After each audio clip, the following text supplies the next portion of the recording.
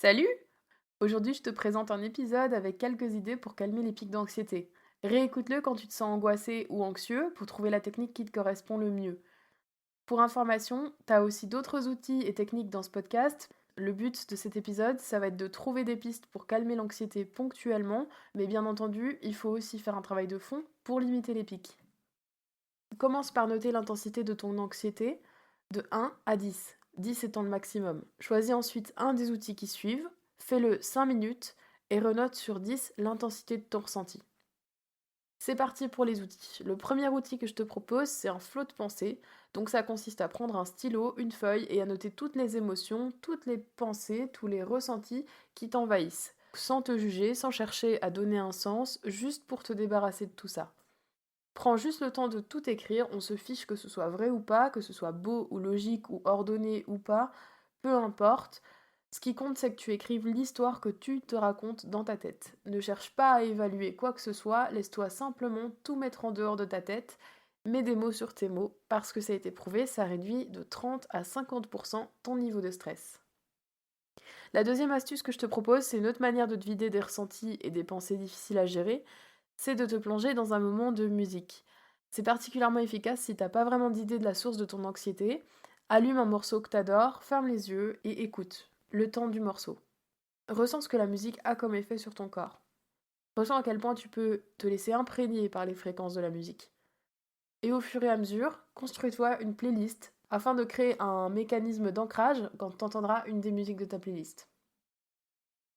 Prendre des grandes inspirations de plus en plus longues et de plus en plus profondes, c'est aussi une manière de faire redescendre la tension et le stress.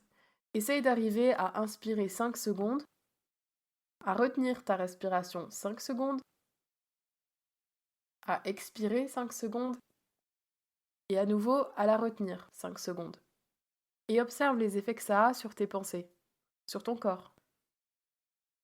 Tu peux aussi profiter de l'énergie fournie par ton anxiété pour te dépasser en sport. Danser, exploser ton record de gainage ou de pompe, quel que soit le sport, pense à t'activer, dégage cette énergie physiquement hors de ton corps. Tu peux aussi te recadrer en faisant preuve de bienveillance ou de pessimisme au choix à ton égard. Donc rassure-toi, ça peut paraître ridicule ou bien inutile, mais je t'assure que tu devrais simplement essayer sans juger, même si tu n'y crois pas au départ. Pose-toi, centre-toi quelques secondes et pense à tout ce qui va bien. Que finalement, maintenant, tout va bien.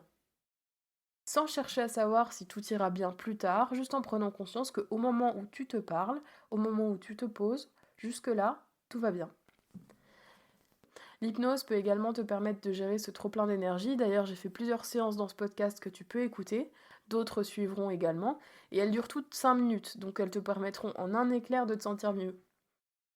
Ces outils peuvent être combinés évidemment, le tout étant de trouver celui qui te parle le plus.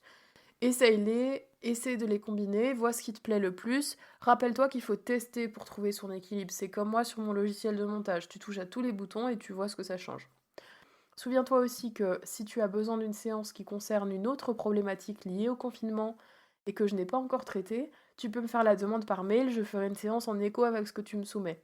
Je propose également des sessions de coaching, donc tu peux me contacter pour prendre rendez-vous si tu penses que tu en as besoin. Tu trouveras tous les liens me concernant dans la description. C'est la fin de cet épisode, j'espère qu'il t'a aidé. Si c'est le cas, partage-le afin d'aider un ami anxieux à trouver sa technique préférée et d'ici là, porte-toi bien. Merci pour ton écoute et à demain.